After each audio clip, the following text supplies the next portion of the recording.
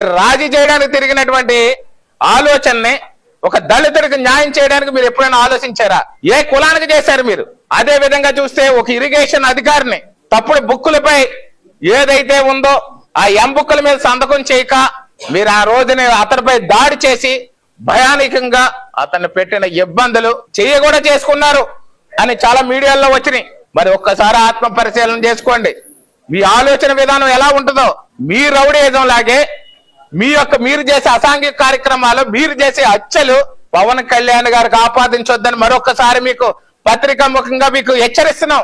ఎందుకంటే పవన్ కళ్యాణ్ గారు అన్ని కులాలని కలుపుతూ అన్ని యొక్క మనుషుల్ని అన్ని కేటగిరీలని కలుపుకుంటూ ఏ కుల వివక్ష లేకుండా అన్ని కులాలు కలిపే ఆలోచనతో పవన్ కళ్యాణ్ గారు రాజకీయం చేస్తున్నారు. పేదవాడి కంటి కన్నీరు తుడవడానికే రాజకీయం చేస్తున్నారు. మధ్యతరగతి కుటుంబీకులందరినీ కూడా ఒక గౌరవప్రదంగా మంచిగా అభివృద్ధి చేయాలన్న తపనతో ఉన్నారు పవన్ కళ్యాణ్ గారు. అలాంటి వాళ్ళ మీద మీరు మాట్లాడి మీరు పేరు పెంచుకోవాలని, మీరు ఫేమ్ అవడం కోసం పవన్ కళ్యాణ్ గారు వాడుకుంటే మాత్రం జన సైనికులు క్షమించరు, అలాగే ప్రజలు కూడా క్షమించరు. ప్రజలందరూ చూస్తున్నారు. ఒక ధర్మ పరిపాలనకి, ఒక మంచి పాలన అందించడం కోసం, అందరినీ అభివృద్ధి చేయడం కోసం పవన్ కళ్యాణ్ గారు నిరంతరం శ్రమిస్తున్న విషయం యావత్ భారతదేశం అంతా కూడా చూస్తా ఉంది. ముఖ్యంగా ఆంధ్రులందరూ సంతోషిస్తున్నారు.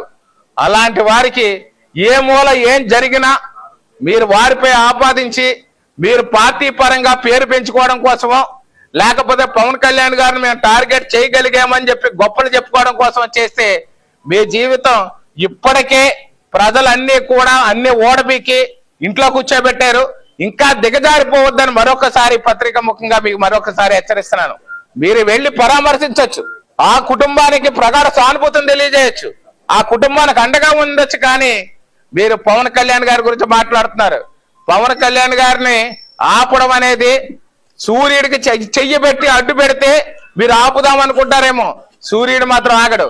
అలాంటి వాడు పవన్ కళ్యాణ్ గారు, గుర్తు పెట్టుకోండి. అలాగే ఆకాశం వైపు చూసి ఉమ్మూస్తే ఆ ఉమ్ము మీ ముఖం మీద పడతాను మరోసారి గుర్తించుకోండి. మీరు ఇక్కడ తూర్పుగోదావరి జిల్లాలో ఎక్కడ ఏ రాజకీయం చేయాలన్నా మిమ్మల్ని ఎవరో నమ్మే పరిస్థితి లేదు. ఆ నమ్మే పరిస్థితి లేక మీరు ఎక్కడెక్కడో దూరంగా ఉన్న జిల్లాలకు వెళ్ళి మీరు మీ యొక్క రాజకీయం చేయడానికి ప్రయత్నం చేస్తున్నారు. మీ అధినాయకుడి దగ్గర గొప్పలు పొందడానికో, లేకపోతే దేశంలోనే అతి గొప్ప పేరుగాంచినటువంటి ప్రధానితో కూడా గౌరవప్రదంగా ఒక తుఫాన్ లాంటి వాడు పవన్ కళ్యాణ్ అనే మాటనే ప్రధానితో కూడా ఆయన గౌరవించబడ్డ వ్యక్తి మీద కానీ మీరు ఇలాంటి రూమర్ సృష్టిస్తే మీరు ఫేమ్ అవుతారనుకుంటున్నారేమో. ఇంకా మీ జీవితం ఇంకా వెనక్కి వెళ్ళిపోద్ది. ఓ 10 ఏళ్ళ తర్వాత 15 ఏళ్ళ తర్వాత వచ్చే అవకాశాలు కూడా కోల్పోతారని చెప్పి జక్కంపూడి రాజా గారు మీకు మరోసారి తెలియజేస్తున్నాం. ఈ యొక్క కాపుల మధ్య మీరు ప్రతిసారి కూడా ఏదో ఒక రకమైన విడదీసే విధంగా మీరు రాజకీయాలు చేస్తున్నారు. ఇక్కడ కూడా రాజానగరంలోనే అనుకుంటే జిల్లాలో చేస్తున్నారు, జిల్లాలో అనుకుంటే తూర్పుగోదావరి జిల్లా దాటి వేళ రాష్ట్ర వ్యాప్తంగా మీరు వెళ్తున్నారు. కాపులు ఎప్పటికీ విడిపోరు. ఎందుకంటే కాపుల్లో కూడా మంచి ఐక్యత ఉంది. కాపులకి వైసీపీ ప్రభుత్వం చేసింది ఏమీ లేదు. ఆ రోజు పూర్తి స్థాయిలో అణగదొక్కినటువంటి ప్రభుత్వం వైసీపీ ప్రభుత్వం అని చెప్పి అందరికీ తెలుసు. ఆయన మీ కళ్ళబొల్లి మాటలు నమ్మడానికి ఇక్కడ కాపులు లేరు, ఆశేష ప్రజానీకం కూడా ఎవరు కూడా మిమ్మల్ని నమ్మే పరిస్థితులు లేదు. కాబట్టి మీరు కాస్త మిమ్మల్ని సరి చేసుకుని మీ యొక్క క్యారెక్టర్ మార్చుకుని ఒక పద్ధతి ప్రకారం మీరు ఉంటే బాగుంటది. రాజకీయం అనేది రాజకీయంగానే చేయాలి తప్ప కుట్రలో కుతంత్రాలు ఎకమైనా మానుకోమని మీకు మరోసారి గుర్తు చేస్తున్నాం. అదే విధంగా చూస్తే నరేంద్ర గారు చూస్తే వంగవీటి రంగా గారి పేరు చెప్తే ప్రతి ఒక్క భారతదేశంలో ఉన్న ప్రతి కాపు వాడు కూడా చాలా